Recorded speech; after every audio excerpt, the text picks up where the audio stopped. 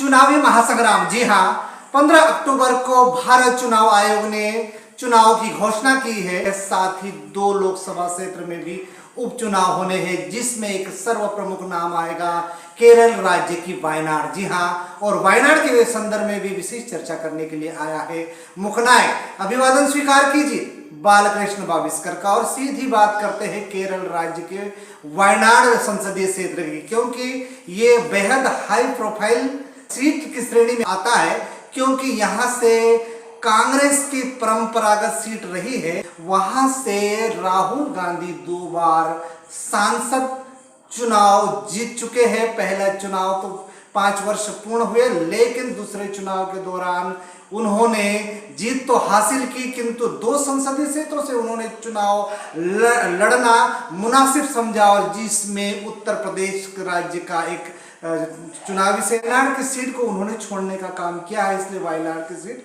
खाली हो चुकी। जहां तक वायनाड के संदर्भ में जाना जाता है कि वायनाड जो बना है, वाय और नाडु 2 शब्दों से मिलकर बना होता है, जिसका अर्थ होता है धान की भूमि। और जहां तक वायनाड के संदर्भ में है, इसकी स्थापना हुई थी 1 नवंबर 1980 को वायनाड की स्थापना हुई। इसमें 7 विधानसभा क्षेत्र है और कई नगर पालिका क्षेत्र है। और ऐसे में ये हाई प्रोफाइल इसलिए कहा गया है क्योंकि इस बार गांधी परिवार ने तो दस्तक दी ही है, क्योंकि गांधी परिवार के संदर्भ में यदि बात करें तो सोनिया गांधी राज्यसभा सांसद है राजस्थान से, राहुल गांधी लोकसभा क्षेत्र 2 क्षेत्रों से जीते हुए हैं, और अब इस बार गांधी परिवार ने ही दस्तक दी है, यानी कि कहीं ना कहीं परिवारवाद तो स्पष्ट दिखाई दे रहा है। इसलिए इस बार चूंकि राजनीति में अप्रत्यक्ष रूप से जहां तक प्रियंका गांधी के संदर्भ में कहा जाए तो उनका एक बयान आया। उन्होंने कहा कि मैं अपने पिताश्री के जमाने से चुनाव को भली भांति समझती हूँ, और राजनीति कैसी की जाती है, जनता की सेवा कैसे की जाती है, वे अच्छी तरह से जानते हैं। और राजीव गांधी के जमाने का उन्होंने उदाहरण दिया। इसलिए उन्होंने कहा कि मैं राजनीति के क्षेत्र में नई नहीं हूँ, इसलिए मैं वायनाड की जनता को भली भांति समझती हूँ। दूसरा,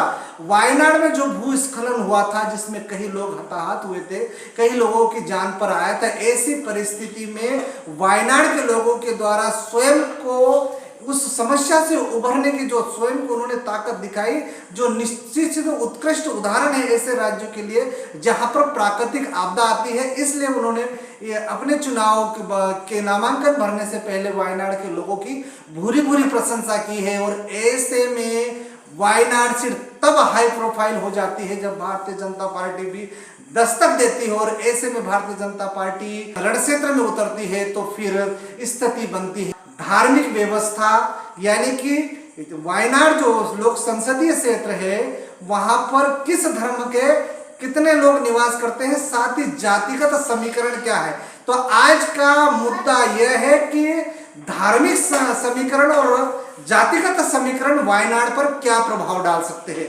जहां तक धार्मिक समीकरण के संदर्भ में बात की जाए तो वहां पर हिंदू जो मतदाता है उनकी संख्या है लगभग 40%। उसी प्रकार वहां पर मुस्लिम मतदाता जो धार्मिक दृष्टिकोण से देखें तो मुस्लिमों की भी संख्या है 40%, यानी कि हिंदुओं की जो मतदाताओं की संख्या है वो भी 40% है, मुस्लिमों को भी 40% है। और बात आती है तीसरा वर्ग की, यानी कि ईसाई की, तो ईसाई मतदाताओं की वहां पर जो प्रतिशत के दृष्टिकोण से देखा जाए तो 18% वहां पर ईसाई मतदाता है। बात उसी संदर्भ में दोहराना चाहूंगा कि यहाँ पर जो धार्मिक दृष्टिकोण से यदि आप देखें तो दोनों धर्म, जी हाँ, हिंदू और इस्लाम धर्म यानी मुस्लिम, हिंदू जनता और मुस्लिम जनता दोनों लगभग समकक्ष है। तो दोनों की जो दोनों पार्टी, जो भारतीय जनता पार्टी और कांग्रेस पार्टी है, दोनों की नजरें जो होगी वो फिर अन्य जातिगत जनता के आधार पर होगी। जातिगत जनता में जैसे कि अनुसूचित जाति, अनुसूचित जनजाति, अनुसूचित जाति के संदर्भ में यदि चर्चा की जाए, अनुसूचित जाति अर्थात एससी वर्ग में वहां पर मतदाताओं की संख्या है 7%, और वही अनुसूचित जनजाति यानी कि एसटी वर्ग के मतदाताओं की संख्या है 9%, यानी कि 7% और 9% जब मिल जाते हैं तो निश्चित रूप से जो धार्मिक दृष्टिकोण से देखने वाले हैं, जिनका जातिगत चश्मा भी है भारतीय जनता पार्टी और कांग्रेस का, वे इन वर्गों को अपनी ओर आकर्षित करने में भगीरथ प्रयास करेंगे। इसलिए ईसाई धर्मावलंबियों का भी तो विशेष योगदान होगा, उसमें अनुसूचित जाति अनुसूचित जनजाति का भी योगदान होगा। जहां तक बुद्धिस्ट का सवाल है, जैनिस्ट का सवाल है और अन्य का सवाल है और सिख का सवाल है, तो बुद्धिस्ट 5% है, जैन 5% है, सिख 5% है और अन्य 5% है।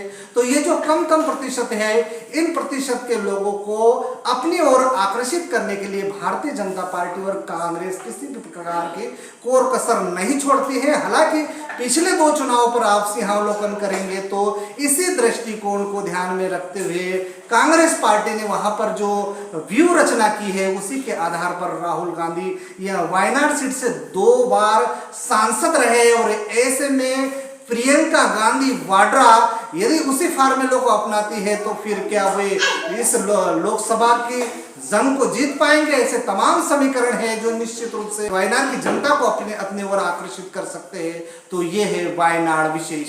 नमस्कार।